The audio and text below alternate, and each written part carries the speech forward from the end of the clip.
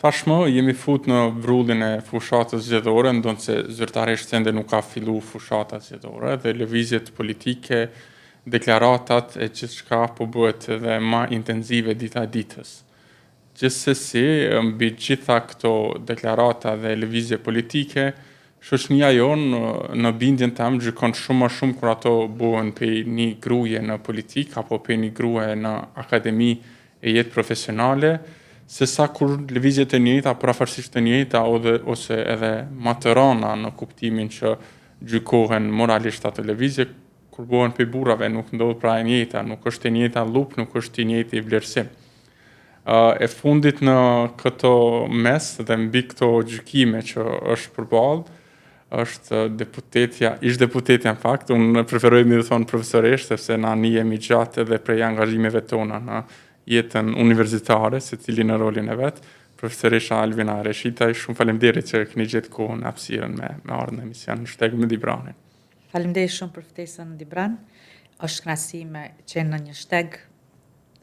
Është kënaqësi me qenë shteg dhe besoj që edhe ne si vend do të gjejmë një shteg pozitiv dhe të mirë për Kosovën. Në fakt, kështu më ka lindë edhe ideja se na ishim në atë situatën e dekretit të presidentes edhe u duk që kriza gati mbriu kulmin, marrë parasysh vitin e kaluar, edhe ideja është me gjetë një shteg si shoqëni, si shtet edhe si kaste politikanëve në përgjithësi, me që jemi kurtu kështu.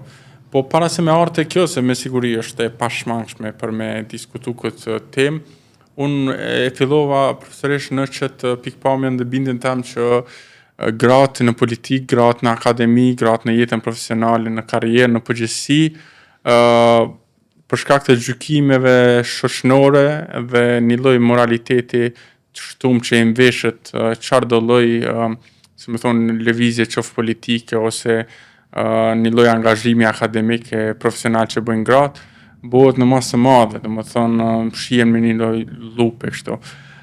Unë dësha me pa prej perspektivës të juaj, ndoshta të nis prej fëminisë, të nis prej shkollimit të juaj që besoj e kemi edhe shkollën filloren jo, se unë në patum po të mesme në Suarek të ditë dhe prej atëherë ka pas situata të vështira, domethënë një lloj rrugtimi juaj në anën profesionale, se si ka fillu e si është manifestu tutje, e mandej vim edhe tek pjesa e angazhimit juaj në universitet, për me pa unë personalisht jam i njoftum ose jam goxha i afërt me disa situata, po ato i diskutojmë për kur mbrinte ajo pjesë. Desha me ditë fillimisht për ndoshta edhe fëminin, edhe atë angazhimin e juaj kështu në shkollë fillore të mesme, për çfarë sa ka pas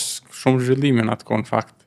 Po shumë e vërtet, ne vim nga njëjti vend, por kemi përjetuar gjëra në gjenerata të ndryshme për shkak të dallimit në moshë. Si çdo person i gjeneratës time që ka përballu sfida të shumta gjatë ndërtimit si personalitet, edhe unë kam pas shumë sfida që nga fëmijëria, për shkak se Kosova ka kalu në për tranzicione të rënda, të vështira, sidomos në periudhën e asaj kur ne si gjenerata formsoheshim. Dhe është e vërtet, unë kam qenë në 7 marsi në shkollën fillore në Suarek, kanë filluar protestat, në vitet 90 ka fillu largimi i punëtorëve nga institucionet, Ballkani i Suarekës ka qenë atë kohë shumë aktiv, kemi pa punëtorët në në rrugë, e shumë në institucione tjera, pastaj protesta që kanë kalu edhe në protesta të përgjakshme, kemi qenë fëmijë, ku i kemi përjetuar gjitha ato, pastaj ka qenë koha e helmimeve të nxënësve, unë kam qenë një nga ato që jam helmuar, kam qenë e helmuar në shkollë fillore në 7 marsi, kam përjetuar atë situatë të rëndë si shumë nxënës në shumë shkolla të Republikës Kosovës. Pastaj shkolla e mesme gjithashtu me shumë peripeti, shkollat shtëpi, shkollimin në sistem paralel, se si ishim të organizuar në atë periudhë për ta mbajtur gjallë mësimin shqip. Ka qenë një sakrificë e jashtëzakonshme e popullit tonë, por mbi të gjitha ka qenë një organizim që ka pas motiv të lartë të njerëzve të cilët kanë kontribu, qoftë atyre që i kanë shu shtëpit shkolla, qoftë nga ata që i kanë organizu, qoftë nga mësuesit tanë, arsimtarët dhe profesorët, të cilët kanë pas një moral të lartë, kombëtar, për ta ndihmu vendin e tyre, edhe mendoj që shumë më të lartë e që sot fatkeqësisht nuk po arrim të paktën t'u kthenim me punën tonë në liri. Pastaj universiteti, do me thonë, ka qenë, unë në shkollën fillore, në shkollën e mesme kam qenë aktive politikisht, pak në Lidhjen Demokratike të Kosovës, Dega Suarekës, në Forum Rinor, edhe në Forumin e Gruas. Ne kemi pas një deputete në të Republikës Kosovës nga Suareka, cila na ka angazhu edhe mu, dhe do me thënë kemi dhënë atë kontributin tonë si tri. Aty kam marrë fillet dhe kam pasë si mund të përkrahet dhe punohet në politikë. Mirë po, pastaj jam kthy studimeve dhe me që kam studiu në të njëjtën kohë në dy fakultetet, Universitetit Prishtinës, në atë të mjekësisë në degën e stomatologjisë dhe në Akademinë e Arteve, në Fakultetin e Arteve, degën e dramaturgjisë. Në të njëjtën kohë kam punuar si gazetare, një kohë si në fakt para luftës ose gjatë periudhës së luftës kam punuar si gazetare në Kosovë sot. Edhe kemi raportuar edhe prej vendeve të pjesës ku ka pas luftë në Kosovë. Ju e dini se një pjesë, do me thonë, e Kosovës ka qenë në flakë, kurse një pjesë tjetër jo dhe aq e prekur, pjesë derisa është kriju ajo situata e luftës së përgjithshme. Pastaj kam qenë korespondente nga Prishtina për Radio Therandën, radio të cilën e ka themeluar kriju babai im, dhe më pastaj kam punuar për 2 vite 3 në Zëri, si gazetare, si korespondente prej Suarekës. E pastaj në shkollë kam punu në universitet në një revistë mjekësore, Pulsi, ka qenë atëherë Pulsi, ku kemi shkruar, do me thonë, për problemet shëndetësore, sistemin shëndetësor të atëhershëm që ishte shumë i breshtë, mundoheshim të ndërtonim diçka me punën tonë, kështu me radhë. Po është sfiduese si grua, mirë po kur lind dhe ndërtohesh në sfida të mëdha, ti s'kalitesh si njeri. Dhe çdo sfidë është forcë e re që ngjallet brenda teje si grua.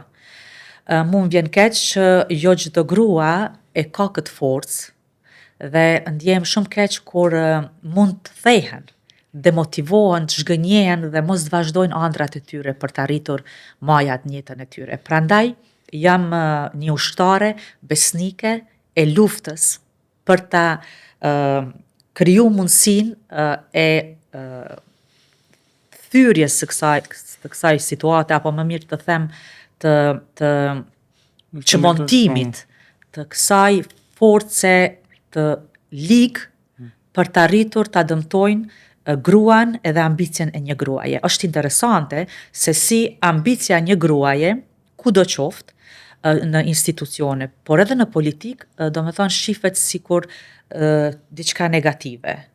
Kurse ambicia një burri asnjëherë. Ambicia një burri shihet si leadership, si forcë. Dhe është interesante dibran të analizosh. Për shembull, asnjëherë nuk thuhet ose nuk bëhet shumë publike, për shembull, nëse një lider politik rikandidohet gjithmonë në një pozitë shumë të lartë partijake, qoftë për kryetar partije apo për kryeministër për shembull. Asnjëherë nuk thuhet pse ky sërish po rikandidon. Mirë po mirët si e mirëqenë. Kurse nëse një grua ka arrit një pozitë të lartë politike ose në një institucion drejtoresh ose një shefe një agjencioni ose diçka të tillë, ajo menjëherë fillon të gjykohet si karrieriste, si në sensin negativ të fjalës. Dhe ne këtë duhet ta luftojmë. Duhet ta luftojmë sepse këtu nuk kemi të bëjmë vetëm me një problem të individual ose të përveçëm të një emri, por në krijimin e një fenomeni edhe ushqimin e një fenomeni që e do ta dëmtoj shumë shoqërinë, sepse në një shoqëri ku gruaja goditet, gruaja e zoja e fortë goditet, atëherë goditet meritokracia, mendoj. Goditet meritokracia e saj shoqërie, sepse gratë gjithmonë e kanë dëshmu, sidomos ato që kanë qenë të pakontrolluara, kushtimisht të padëgjuara, ose që kanë pas mendim të ditës të tyre, gjithmonë janë sulmuar. Nga shumë anë janë sulmuar. Dhe ne sot si gra, edhe në institucionet narsimore, shëndetësore, edhe në politik, nuk duhet dorëzohemi. Jo për vetën tonë, ose për emrin tonë të përveçëm, po për të gjitha gratë, për shoqërinë tonë, edhe për shoqërinë në përgjithësi, sepse duhet ta luftojmë këtë fenomen që po ushqehet dita ditë, sidomos në këtë shekull e në këtë vit në cilën ne po jetojmë, sepse do duhet të ishte e kundërta. Vërtet, profesoresh, në fakt edhe çështja e nisur që si diskutim është kjo që na duhet me bëu të gjithë për aq sa mund përpjekje që me i minimizu e me i zhdu këtë krejtë pabarazi shoqënore në përgjithësi e pabarazit gjinore, po ashtu brenda pabarazive shoqënore, sepse gjykimi më i madh është, e thatë edhe vetë, për një gru që ka ambicie, që don me u zhvillu në karrierë në profesionin e saj, gjithëherë ekziston një lloj gjykimi apo një dyshim që hajde se adhin mendësia shoqënore e ka prodhu në fakt atë gjykim që nuk është bash merite saj, apo kanë kontribu rrethana tjera, në ndërkohë askush nuk e qet në pikpyetje ku një burr ka arritje në shoqëni, krejt e mendoj që arritja e tij është në fakt edhe vet angazhimi i atij personi. Po unë dysha me që sot për herë të parë mora vesh edhe është një ndjesi këgja emocionale që me intervistu dikon që ka qenë subjekt i helmimit, me thonë, në vitet 90 besoj ka ndodhur ajo. Kjo është një situatë tash për aq sa kom një uri e dije që mas suprimimit të autonomisë të 90-ta edhe protestave që kishin ndodhur në atë kohë, prej perspektivës një fëmiu që shkon në shkollë, don me u shkollu edhe luftohet për një sistemi shtyps, siç ishte sistemi jugoslave i Serbisë në veçanti. A kishit ju një lloj vetdije ose një ndjesi për aq sa e kishit në atë kohë që tashmë situata kish nis me kulmu me padrejësisë që po na bëheshin në neve në atë kohë, edhe mandej ajo nisi ndoshta me prodhu atë reagimin e madh shoqënor që kulmoi edhe me luftën shlemtare. Po du me ditë prej një perspektive edhe një akteri, si me thonë, akteri në atë kohë që keni qenë edhe vetë. Unë e thash që ne jemi gjenerata që asnjë periudhë të rritjes tonë, zhvillimit tonë nuk e kemi pas kushtimisht me thonë normal, sikur se kishin me pas shumë gjenerata në shtete tjera. Prandaj ne jemi rrit ndoshta edhe para kohe, edhe kemi përjetu gjana që s'do doja asnjë gjeneratë tash tutje t'i përjetonte ato që ne kemi përjetu. Të shkosh në shkollë, në vendin ku duhet ndihesh më i sigurt, në vendin ku duhet marrësh dije, edhe të helmohesh, dhe thjesht ti nuk e din çfarë po ndodh sepse je i ri, ende në ndërtim të personalitetit tënd si fëmijë. Dhe nuk kupton asgjë çfarë po ndodh rreth teje. Pastaj është interesant situata që arsimtarët bën si prindër, si njerëz mbrojtës, domethënë, për te rolit të tyre si mëdhënësit, e marrin edhe rolin e prindit edhe të mbrojtësit, edhe në aspektin fizik e shëndetësor. Do me thonë që është te i kalohet, do me thonë çdo normë edukative në këtë situatë. Dhe do me thonë thjesht sistemi i atëhershëm edhe politikat që janë bërë, do me thonë kundër shqiptarëve, kanë qenë, do me thonë, skëshmërisht jo njerëzore, dehumane, sa që kanë tentuar ta vrasin, ta dëmtojnë, ta shkatrojnë edhe celulën e një shoqërie që është rinia, fëmijët. Prandaj dhe arsimi, do me thonë pikërisht në vendin e arsimit e dijes. Një goditje e dyfisht. Do me thonë të shkatrosh fëmijët në aspektin shëndetësor, dhe të njëjtën kohë të shkatrosh arsimin. Do me thonë ta shkatrosh ardhmërinë e një populli. Dhe unë mendoj që ne duhet bëjmë shumë dhe duhet mos e harrojmë kurrë këtë. Dhe vjen keq që deri më sot ende nuk ka hulumtime të mirëfillta shkencore për të kuptuar se çfarë ka qenë ai helmim. Ne nuk është dash të heshtim ndaj kësaj situate dhe është dash gjithë bota ta kuptoj e ta përsërisim, e ta ripërsërisim këtë situatë për të kuptuar se çfarë ka ndodhur, domethënë.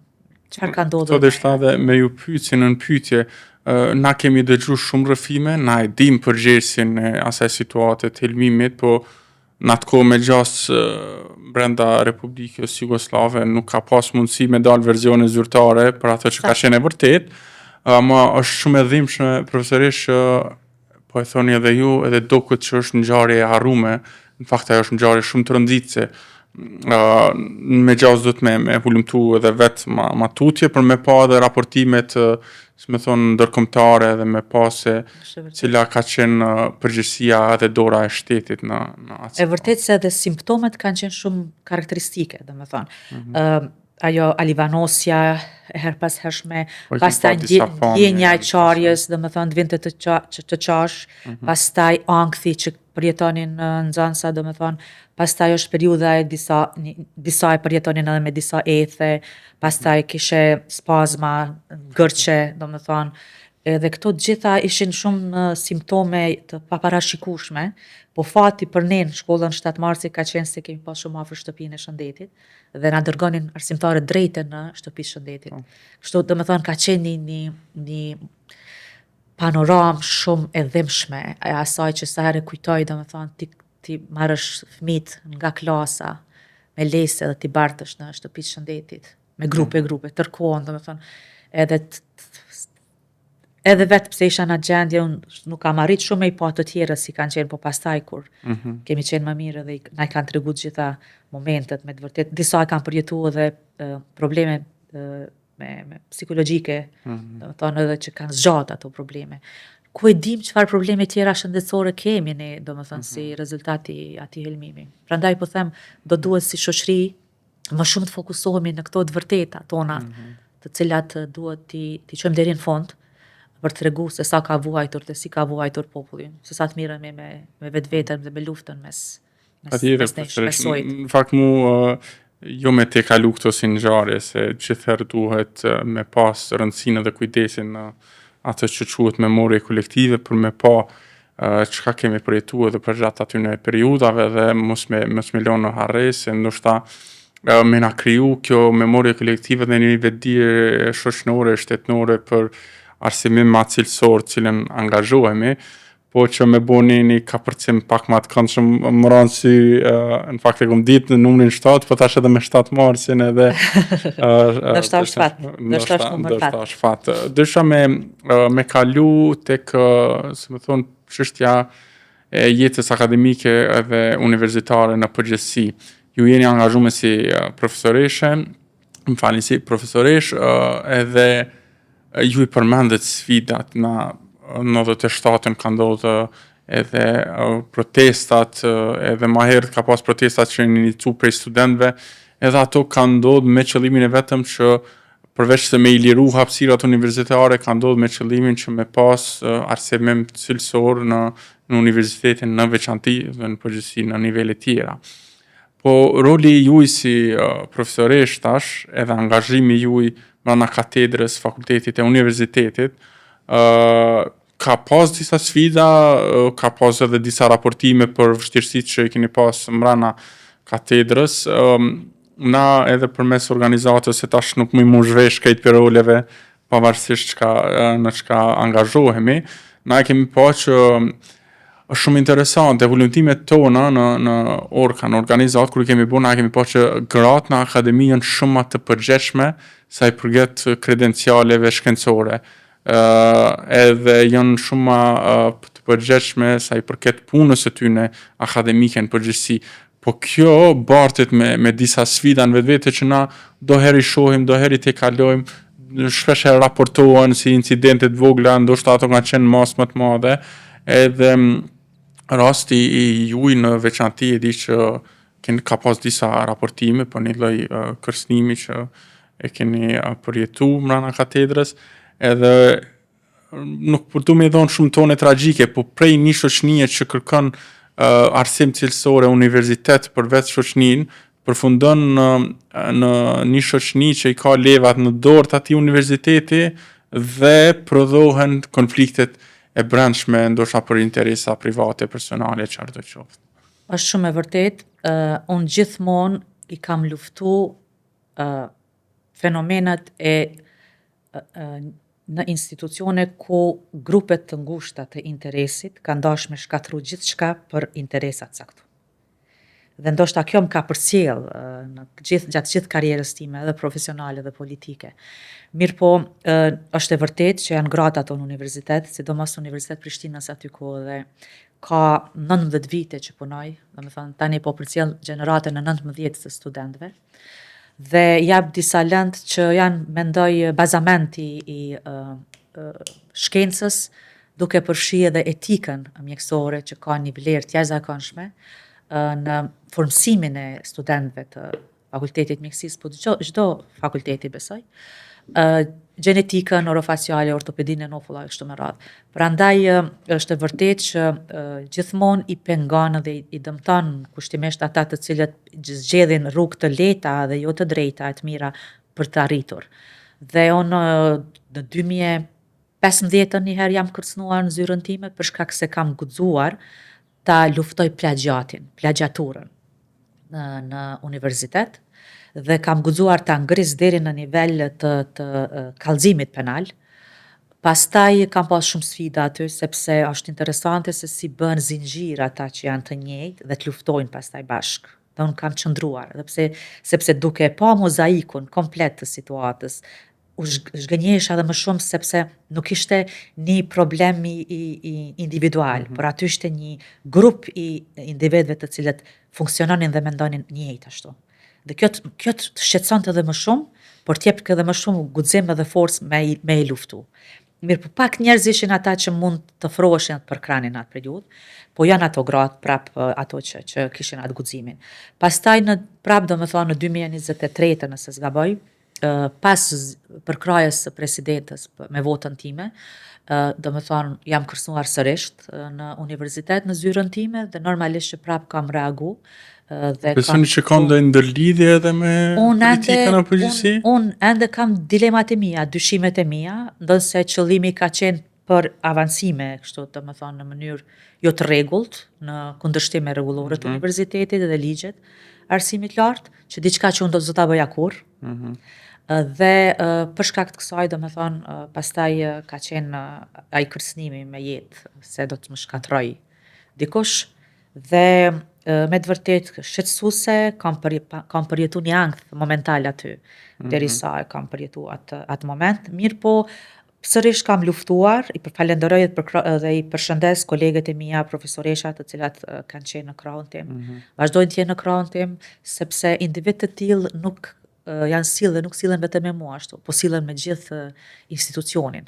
Pastaj domethënë kjo tregon që ke të bësh me individ të cilët i bëjnë dëm gjithë institucionit, jo vetëm një individi, sepse janë të formuar në atë mënyrë dhe mendojnë se duhet të arrijnë në atë mënyrë. Dhe është zhgënjyese ajo që kam përjetu në politik, pasi që flitet shumë për përkrahjen e grave ndaj grave, sidomos këto fusha, në pjesën e kërcënimeve, mirë po nuk kam pa aty një gatishmëri të disa grave në politik që të përkrahin gruan kur kërcënohet. Kam qenë ndoshta ndër të vetmet që edhe kam shkuar kam vizitu edhe presidenten kur është kërcënuar disa herë me jetë. Edhe kam reagu publikisht, domethënë në përkrahje, sepse kur guxon të kërcënohet me jetë presidentja e shtetit, grua dhe kreu i shtetit, atëherë çfarë na bëjnë neve të tjerëve nëse heshtim, ose neve të tjerave nëse heshtim. Dhe kjo më ka ba me kuptu që vetëdia jonë edhe si gra në përgjithësi nuk është në atë nivel që duhet jetë. Unë sot jam e befasuar për të keq me organizatat për mbrojtje të grave, të cilat nuk reagojnë asnjëherë për gjithë linqimet, propagandat, ofendimet që i bëhen grave në politikë. Tu e përfshi edhe presidentën, edhe neve si gra, domethënë që mendojmë ndryshe, që kemi mendim ndryshe dhe mendimi ndryshe luftohet e propagandohet. Është e çuditshme, domethënë se si nuk e reagojnë vetëm në idenë e një gruaje, edhe linqimit të një gruaje, qoftë edhe në politikë. për mua është pak e befasueshme kjo qasje. Ti përsesh me gjasë ka një lloj edhe përshtypje që gratë në politikë edhe pse na mujme me diskutu tutje këtë temë, nuk janë edhe aq të pambrojtuna, po sidoqoftë na ose gratë në politikë dhe politika në përgjithësi në Kosovë ka ndiku ose ka ndihmu që me thellu këtë hendekun e pabarazive gjinore në kuptimin që nuk ka dhënë një shembull se si duhet luftohet për barazi gjinore edhe ndoshta për barazi shoqërore në përgjithësi. Po shumë interesant sa për kontekst ju ndërlidhet situatën e juaj të kërcënimit mas votës që keni dhënë për presidenten Osmani.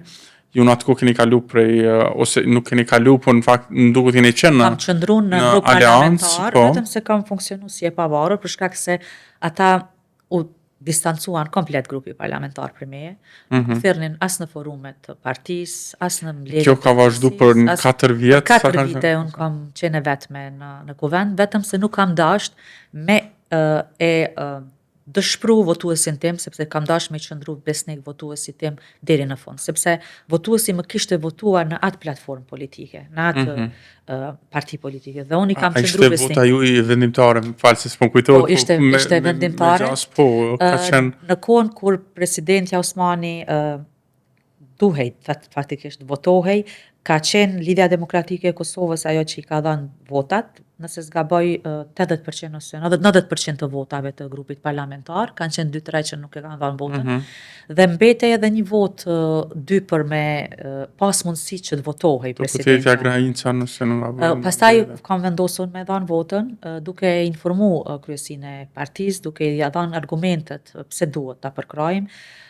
Presidentën edhe të vazhdohet më tutje. Mos harroni se në atë kohë ishim në kohë pandemie, që për mua dhe si profesioniste shëndetësore ishte paradoks i llojit vet ta dërgonim vendin në zgjedhje, kam qenë edhe kundër prishjes së koalicionit që ishte atëherë në mes vetëvendosjes dhe Lidhjes Demokratike në kohë pandemie, edhe shkuarja në zgjedhje. Që unë tani në bazë të analizës që bëj, e shoh një gabim shumë të madh asaj kohe, domethënë se si u shkput ai bashkëpunimi, për inate dhe për gjëra shumë banale, do të thoja, dhe u dërgu shteti në zgjedhje. Unë isha kryetare e Komisionit për Shëndetësi, punoja në krijimin e një ligji anti-Covid në atë periudhë, dhe isha në kontakt me gjithë politikanët që mirëshin me shëndetësi, qoftë kryetarët komisioneve shëndetësore nëpër Evropë, qoftë ministrat shëndetësisë, të cilët ishin shumë qasshëm atëherë në çdo kontakt që kërkoja, sepse doja mos gabojnim në ligjin që po e krijonim edhe si shtet për kundër Covidit, sepse përgjegjësia ishte madhe. Unë vifej fushës mjekësisë, aty ku përgjegjësia dhe e vërteta është shumë e rëndësishme. Sidomos kur prek shëndetin e qytetarit. Dhe ne po bënim një ligj kur dolëm domethënë dhe shkuam në zgjedhje dhe ishte shumë e turpshme për mua t'ju tregoja atyre se çfarë po bënim. Në fakt i dërguam popullin në zgjedhje me maska, në përfushata me maska. Ne flisnim për idenë e distancimit, qoftë edhe në rrugë ose në banka ose kudo që në institucione, kurse aty e quan vendin në zgjedhje. Pastaj nuk u mjaftuan disa aty që e quan vendin në zgjedhje, po donin sërish të mos votojë presidenti vendit dhe të shkonim sërish në zgjedhje. Prap në kohë pandemie. Dhe unë normalisht kam menduar që duhet të përkrahet zgjedhja e presidentës, dhe kur pash që Lidhja Demokratike kishte vendosur që ndronte në sallë dhe të krijonte mundësinë e korumit, pastaj mungonte edhe një vot 2, atëherë unë kam dalë edhe publikisht ju kam thënë që nuk e bëj për asnjë interes, as për ju si individ, as për ju si individ, po du me e bë për vendin. Du me bë për vendin me që po kam mundësi me e bë këtë.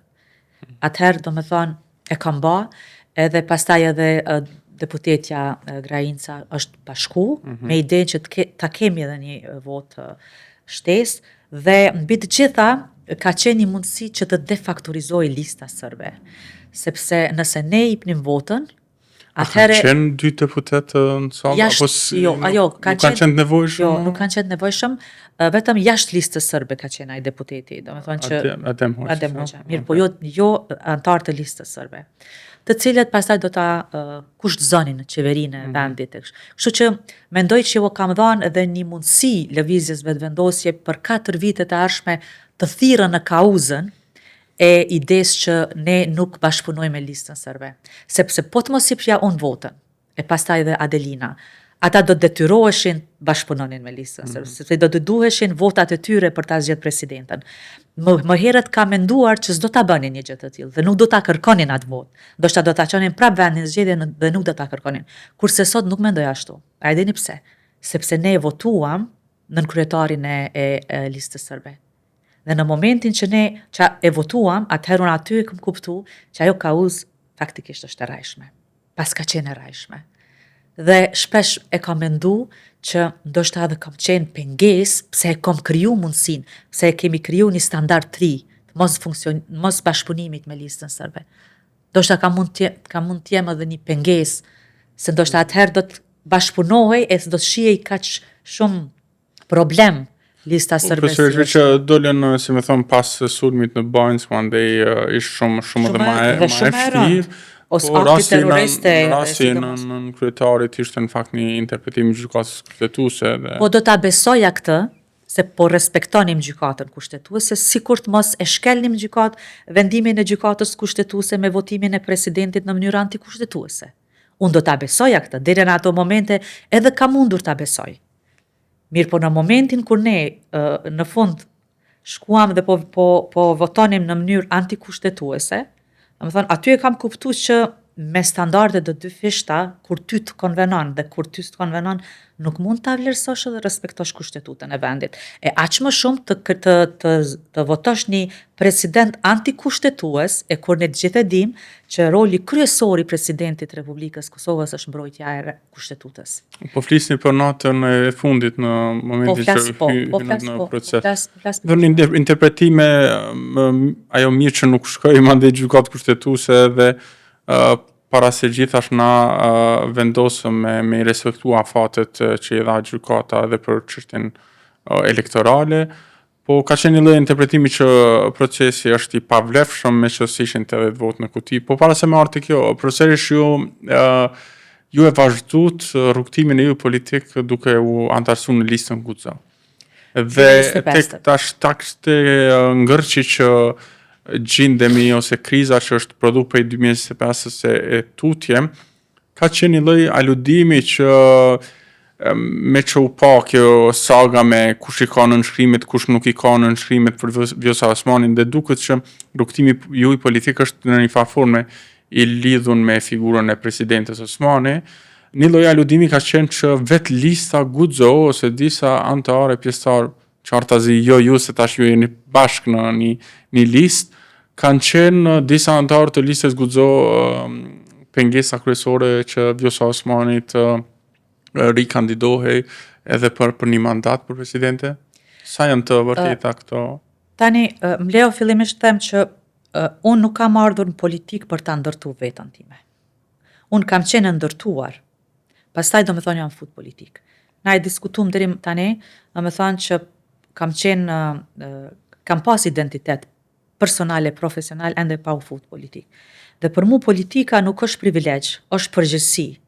Edhe konsideroj që në një shoqni ku ka njerëz të mençur, siç është Kosova, mendoj që nuk është mençuri që ata njerëz të mos kenë guximin për ta përkrahë dhe për të pas zë, për ta kundërshtu të pavërtetat ose ato dëmet që mund t'i bën vendit, qoftë për interesa ose për ego të individëve të caktuar në politikë. Pra, kur vjen nga një fushë e shkencës, shëndetësisë, pra nga auditorët e universitetit, klinikave, punës shkencore, dhe kupton që nuk mjafton vetëm të jesh profesor për të ndryshuar gjëra, duhet do me thënë të jesh pjesë e vendimarrjes, ti nuk mund të ndryshosh veten tënde ose të lejosh do me thënë që politikat dhe lojrat e ulta politike të bëhen pjesë e përditshmërisë punës tënde. Dhe me thënë, asnjëherë nuk kam zgjedhur rehatin politike edhe asnjëherë nuk kam zgjedhur i privilegjin ose interesin në politik. Edhe kjo që jem bashku tani që jam me Vjosën e tregon qartë këtë. Sa do propagandë që mundohet thuhet, sepse është e kundërta, kur ti e shikon interesin tënd personal, atëherë qëndron aty ku është përqindja më e madhe e besimit ose e votuesve dhe shikon interesat. Mirë po, kur pikërisht në atë periudhë ti vendos ti qëndrosh bindjeve tua besnike, politike, edhe e beson një vizionin e një gruaje që unë e besoj, të Vjosa Osmanit, sepse e ka dëshmu me punën e saj në politik, të tregon që çdo gjë që ka ndodhur në atë periudhë, domethënë edhe mungesa e përkrajjes, gjithçka ka pas qëllime, domethënë që unë e besoj shumë që qytetarët kanë me kuptu me kohën. Ne fatkeqësisht si popull jemi të mësuar me duru shumë, me besu shumë, edhe nuk duam të besojmë që kemi gabu në besim. Dhe kjo po na kushton edhe na ka kushtuar edhe në kaluarën. Sepse i besojmë dikujt, pastaj edhe kur e shohim që po gabon, s'dojmë me besu që po gabon. Sepse na dhëmb ajo që ne kemi besuar. Dhe ne jemi tu kalu në këtë fazë, fatkeqësisht. Unë nuk kam qenë pjesë e strukturave të Partisë Guxo, sepse siç e dini unë jam fut vonë Partinë Guxo, domethënë vitin e kaluar, në vitin 2025. Unë kam qëndru për 4 vite pothuajse deputete e pavarur, ku kam dhënë shumë kontribut, shumë shpesh në ligje shumë të rëndësishme jetike për vendin kam qenë vota e 61. Mirë po, bindjet e mia politike ka qenë gjithmonë të djathta. Edhe unë kam pas një bashkëpunim shumë të mirë edhe me disa deputet të Lidhjes Demokratike gjatë asaj periudhe. Dhe jam bashku me Partinë Guxo, edhe nuk kam pas as kohë të jem pjesë e strukturave sepse vetëm ndodhi kjo që ndodhi.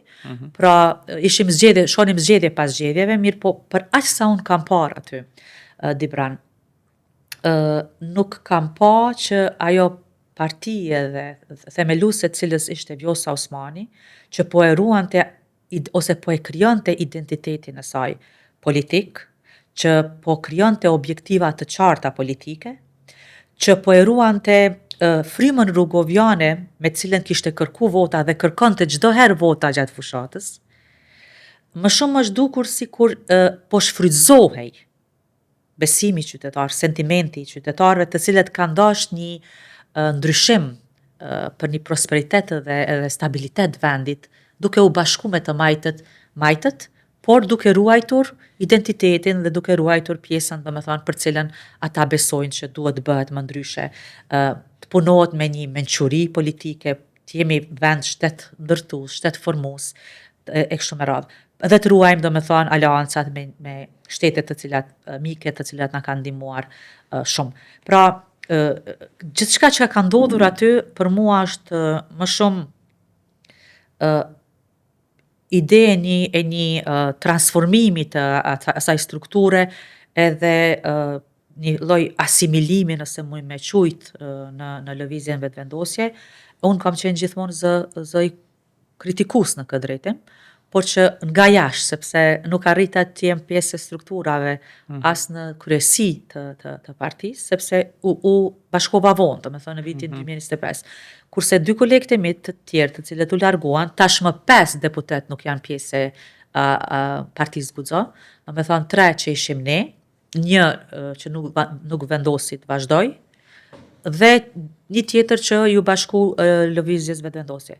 Pra, Partia Guxo ka pas 7 deputet, kurse 5 nga ata nuk janë. Jeni ju Jeta Sathossi, Haxhia Vili, Afrodita, që do me thonë u tërjek komplet, 4 edhe Nezir Kraku që u largon nga Guxo dhe doli në lëvizje vetvendosje. Vetë kjo të tregon, do me thonë që aty filluan të shfrytëzohej ky formacion, nëse muj me qujt politik, kjo platformë politike për si mekanizëm për të përfituar ndoshta pozicione ekzekutive, legjislative për individ të caktuar.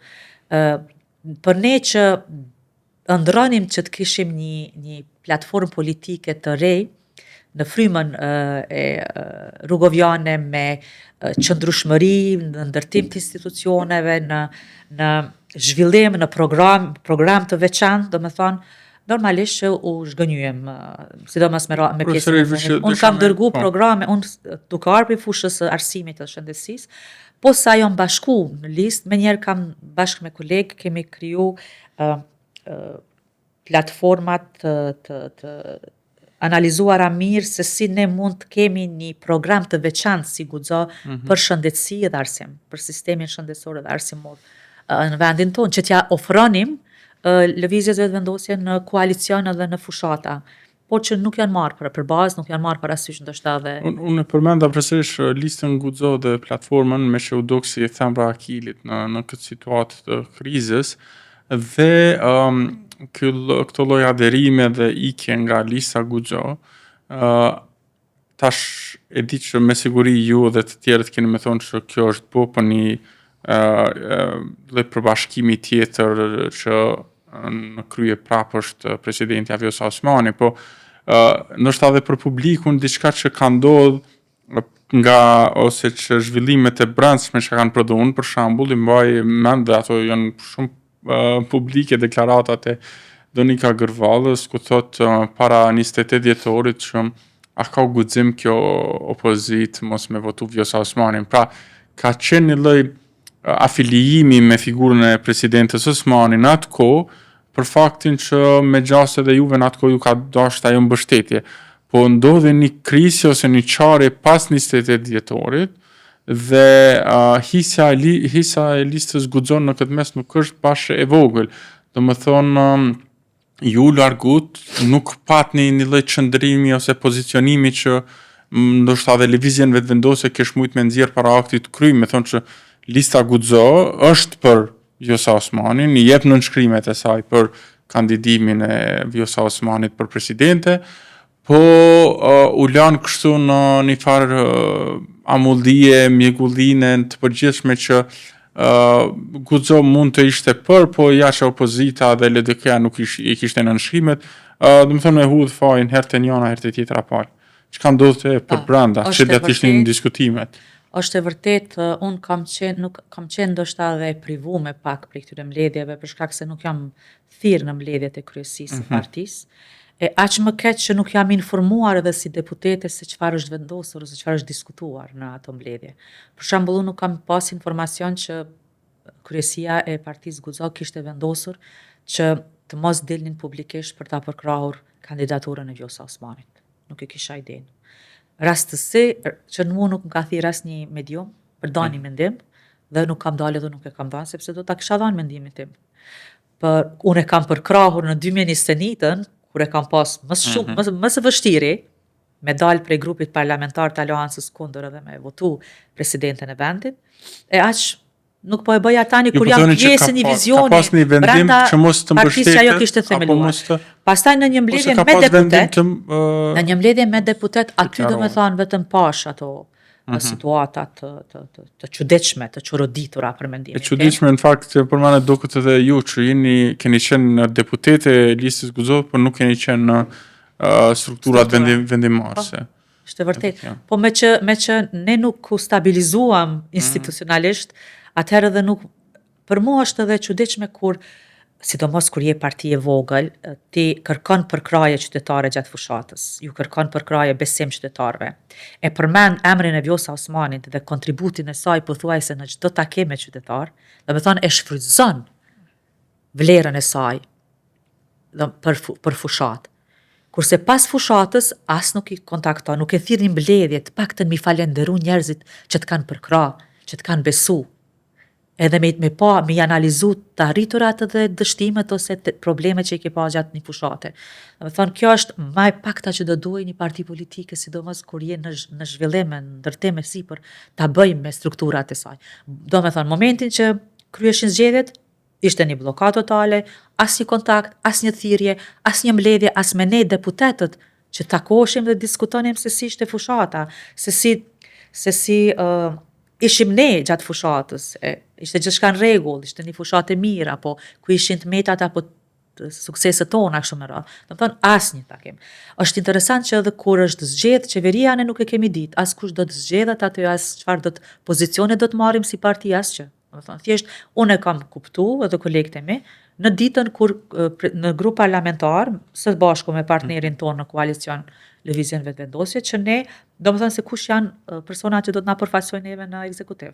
Thjesht, kjo për mu është shumë absurde dhe jo shpresdhënëse për një parti politike, po që tani më, do më thënë, e kam të qartë që duke mos pas qëndrueshmëri, identitet, duke mos krijuar, duke u shëndru ose u transformu komplet në një parti tjetër ose si një fraksion brenda një partije siç është Lëvizja Vetëvendosje, nuk do t'i bëj nder as votës cilën e kam marrë për një ndryshim për një bashkëpunim me normalisht me ndryshimet tona të cilat na dallonin me një parti tjetër politike. Është interesante kjo propaganda që bëhet tani, për shembull ne e dim në të kaluarën që ka pas shumë politikanë në Kosovë të cilët janë obligu detyru në faza të ndryshme të bëjnë koalicione të ndryshme politike.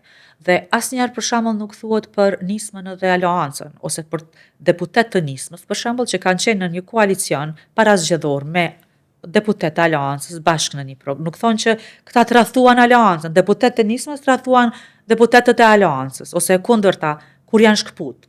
Ndoshta kanë mundur ta thonë që vet ideja që po kërkon komplet nisma si nismë të marrë një pozicion tjetër, nuk ka qenë ndoshta i ndershëm.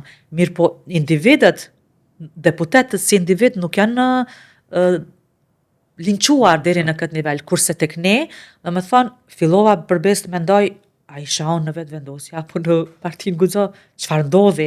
Do me thonë se thjesht ta krijojnë idenë sikur ti është domosdoshmërisht të kesh mendim të njëjtë me të majtët. Ti domosdoshmërisht, edhe pse ke qenë në Guxo, është dash të mendosh dhe të jesh Vetëvendosje, se s'ban ndryshe. Do me thonë, kjo situatë ndodh vetëm tek ky partneritet ynë, Guxo Lëvizje Vetëvendosje. Jo tek partneritetet edhe koalicionet e partive tjera politike. Nuk është bërë ka shumë zhurmë. Po, profesoresh, më që jemi në 5 minutat e fundit, e shkurt e para lidhun me linçet dhe propagandën, bindja jam është nuk ka në mas madhe empati për juve dhe deputetet e listës Guxo në përgjithësi që dolet në platformën e Vjosa Osmanit, sepse ekziston kjo përshtypja që ju keni qenë brenda 4 vite, 5 vite brenda të njëjtës platformë. Dhe pas kësaj, ndoshta si pyetje e fundit me që po ndërlidhet me linçet dhe propagandën edhe gjithçka që patjetër. Në këtë fakt që thatë është e vërtet, po mirë po unë nuk kam qenë 4-5 vite në bashkëpunim me Lëvizjen Vetëvendosje. Duhet ta themi të vërtetën. Do të thonë, kolegët e mi është e vërtet që kanë bashkëpunuar, kanë bashkërënduar, vepruar bashkë me Lëvizjen Vetëvendosje për 5 vite, unë nuk kam qenë. Unë kam hyrë në Guxo në 2025. Në vitin 2025, para zgjedhjeve të shkurtit dhe ju siç e dini, gjithë qytetarët e Republikës Kosovës, ne vetëm jemi duke shkuar në zgjedhje pas zgjedhje. Do të thonë ende s'kemi filluar asgjë të bëjmë. Përpos këtyre votimeve të fundit që u bën, dhe në të cilat jam ndi jashtëzakonisht keq pse është dashur të votohen, nuk më ka ndodhur një bashkëpunim ose një ide që kisha në rrafshin e perceptimit dhe përshtypjeve që krijohen. Këto janë pavërteta, këto janë propaganda të pavërteta. Janë gënjeshtra të ndërtuara me qëllime të caktuara. Prandaj kur politikës i mungon dija, atëherë do me thonë zhvillohet dhe lulëzon propaganda. Edhe në një politik ku mungon ndjeshmëria, atëherë lulëzon arroganca politike. Prandaj kjo është e vërteta. Si qoftë për minutat e fundit, profesoresh, ka tash një lloj platforme të re në cilën ju jeni antarësu dhe jeni inkuadru. Duket që prap me që e fillu me këto lloj gjykimet edhe linçet edhe ekspozimin politik në cilin ju jeni tashmë, ka një lloj, le ta themi, agravimi, tensioni, kjo manifestohet në forma të ndryshme, u manifestu tashmë në forma edhe ma brutale mes kampeve edhe përplasjeve kështu partijake dhe individëve të saj. Po, a ka që me përmbyll nështë me emrin e emisionit një shteg që na synojmë jo specifikisht dhe veçantisht se politikan me gjetë, po dhe si shoqëni dhe brenda kësaj duket edhe që përbashkimi i Vjosa Osmanit me Lumir Abdigjikun, platformës së re, ka has në një lloj agresiviteti, domethënë edhe që dihet për shkak të përplasjes politike që krijon me lëvizjen vetëvendose, edhe nuk duket fakt, nëse s'po di jam shumë pesimist, që nuk duket që çështja e presidentit zgjidhet edhe pas këtyre zgjedhjeve. Nuk e di, është përshtypja ju kjo. Tani ne jemi në një bashkëpunim të ngushtë dhe të sinqertë, domethënë me të gjithë Lidhjen Demokratike të Kosovës, me të gjithë subjektin politik. Vjosa Osmani është kthyer në shtëpinë e saj. Edhe unë jam kthyer në shtëpinë time, sepse u tregova që kam qenë pjesë e Lidhjes Demokratike para shumë vitesh. Ka pas gjatë viteve, periudhave të ndryshme, përplasje, probleme brenda partisë që ndoshta edhe nuk janë të i kalu. Për shembull, Vjosa është përjashtuar në një periudhë nga partia, ashtu siç unë jam përjashtuar nga partia, domethënë pastaj me ambicjen edhe kontributin e saj politik, mirë që ka vazhdu dhe më tutje, është bërë presidente, ka përfaqësuar vendin në mënyrë dinjitoze, tash është kthy. Ku do të kthehej Vjosa Osmani përpas në shtëpinë e saj në Lidhjen Demokratike? Dhe unë mendoj që është bërë shumë mirë që është kthyer, pikërisht aty ku edhe është ndërtuesi si politikane, sepse nuk përkon me një logjik tjetër, edhe një qasje tjetër politike, siç është për shembull e Majta në këtë rast lëvizja vetëvendosje, dhe energjia dhe fokusi i saj është domethënë që ta arrisë besimin qytetar aty ku do duhet, ajo ta arrisë besimin qytetar dhe jemi në çdo ditë në takime me qytetar, është e vërejt një entuziazëm, një energji e mirë e qytetarëve, nuk është e lehtë për shkak të propagandës së sofistikuar që po e bën oponenti ynë politik. Mirë po, kam besim plot që qytetarët tashmë do të gjykojnë ftoftë edhe drejt, sepse mbi të gjitha unë besoj shumë që ne jemi ende populli që e ruajmë familjen, e ruajmë figurën e gruas, dhe gjitha këto linqime, propaganda do të marrin si çmim atë ndëshkimin që do t'ja jap qytetari. Kam besim plot që edhe kryetari i Lidhjes Demokratike Lumiri është duke absorbu energjinë e Vjosa Osmanit, edhe Vjosa Osmani energjinë e gjithë strukturës së Lidhjes Demokratike të Kosovës, dhe është ndezë një motor, muj me qujt, që po e ndihmon shumë organizimin e mbrëmshëm, pastaj takimet me qytetarët, strukturat. Kam besim plot që do ta kemi edhe një votues i cili ka qenë i fjetur në këto periudhat e fundit, e që ka qenë historikisht votuesi i Lidhjes Demokratike të Kosovës, por unë kam besim plot që dhe votuesi i sinqert edhe Rrugovjan, i cili ka qenë i zhgënjur me Lidhjen Demokratike ndoshta në një periudhë caktuar dhe është kthyer nga partia Guxo, edhe Vjosa Osmani po rikthehet komplet në Lidhjen Demokratike edhe në bashkimin me Vjosa Osmanin, dhe kështu që ne kemi një grup të deputetëve tanë që jemi bashku, janë afër 20, domethënë që secili është më i mirë se tjetri, secili ka një bagazh profesional e intelektual që mund të kontriboj, janë një numër i tyre dhe doktor shkence. Domethënë është shumë e rëndësishme që janë individ të cilët kanë ndërtuar vetveten e tyre jashta politikës dhe janë bashku politikës për të dhënë kontribut. Nuk është e lehtë, mirë po këta njerëz mendoj që janë vlerë, sepse kanë marrë guximin që të ballafaqohen me gjithë këtë situatë jo dhe të lehtë që po ndodh, me linqime, propagandime, ofendime të rënda, edhe në familje, edhe në prindër në varre, edhe domethënë është edhe në nivelin e moralit të gruas, të shkohet domethënë deri në atë nivel që të ballafaqohen me gjithë vetëm që ti tregojnë qytetarit të Republikës Kosovës që në këtë vend ka njerëz të ndërgjegjshëm, me integritet, të cilët nuk janë tuf ose turm, por kanë personalitet, kanë integritet, dinjitetin e tyre dhe nuk mund t'i thonë të zezës të bardhë kur është e zezë. Dhe vetëm këta njerëz arrin të ndihmojnë në ndryshime dhe në prosperitet të vendit. Vetëm këta njerëz, jo ata të cilët i thuaj kësaj e bardhë, e thot e bardhë, thuaj kësaj e zezë, e thot e zezë. Aty uji rrin në vend, nuk ka ndryshime, lëvizje. Kështu që unë dua të besoj që qytetarët e kanë mundësinë, e kanë një platformë, një program tashmë që ne vetëm e kemi përgatitur që do t'ja prezantojmë qytetarëve.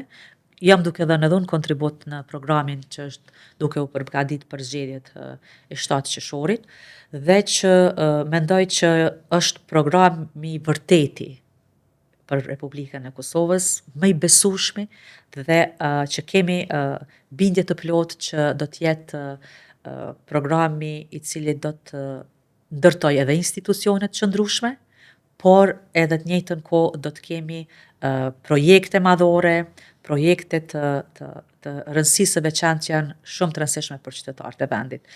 Do të ketë një stabilitet. Në të kundërtën, siç edhe janë paralajmëruar gjërat nga oponentët politik, ka një tendencë, domethënë, që vendi të shkohet sërish në zgjedhje pas zgjedhje, ose ne do t'i fitojmë gjitha, ose ndryshe s'ban. Dhe tjetra çka më duket që nuk është edhe shumë e ndershme, sepse edhe në politik duhet të ekzistojë një moral politik, është që kanë filluar disa sulme ndaj Vjosa Osmanit, figurës së Vjosa Osmanit, edhe nga parti tjera politike, ose sipas bindjeve të mia dhe analizës time, të inicuara nga parti tjera, tek disa individ të partive tjera për ta dëmtuar Vjosa Osmanin. Kështu që nuk ka opozita në një anë dhe vetëvendosje në anën tjetër.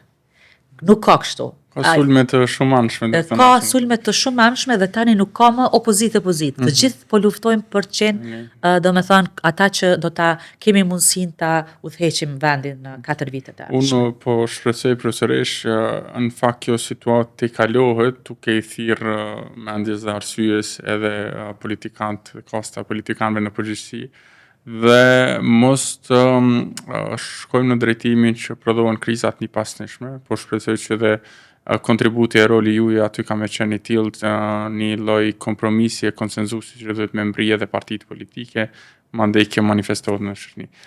Kishim diskutuar shumë më gjatë, po na përfundoi koha edhe jam shumë falenderues që keni gjetë kohën me ardhur në emision sot në shteg me Dibranin. Edhe shpresoj që kemi mundësi me diskutu herave tjera më gjatë. Faleminderit shumë Dibran, unë du të them vetëm edhe një gjë të fundit. Nuk do doja kurrë që të mbahem mend si politikane që kam bërë zhurmë, por si politikane që kam lënë gjurmë me veprat edhe kontributin tim politik. Dhe në të njëjtën kohë unë mendoj që politika kalon, por mbeten veprat në CV dhe biografinë tënde, ato të cilat të bëjnë të ndihesh krenar ose jo krenar me punën që ke bërë. Secilin nga ne që jemi në politikë, qofshin edhe këta lider politik, duhet ta mendojnë se çfarë po lën pas, çfarë trashëgimie po lën pas dhe çfarë i kanë dhënë këtij vendi. Edhe ku e kanë drejtuar në orientim të shkafit e kanë orientuar vendin. Kam qenë gjithmonë idhëtare e unitetit politik, sidomos momente të caktuara. Dhe do të vazhdoj të thras për unitet politik, për bashkëpunim dhe për shtetformim ashtu siç na kanë mësuar në të kaluarën. Prandaj deshëm s'deshëm ne do të vijmë në një situatë të tillë ku do duhet të bashkëpunojmë për të mirën e vendit. Ju falenderit shumë. Shikues të dashur, kjo ishte e gjitha për shtegun e sotshëm, shihemi në shtigje tjera.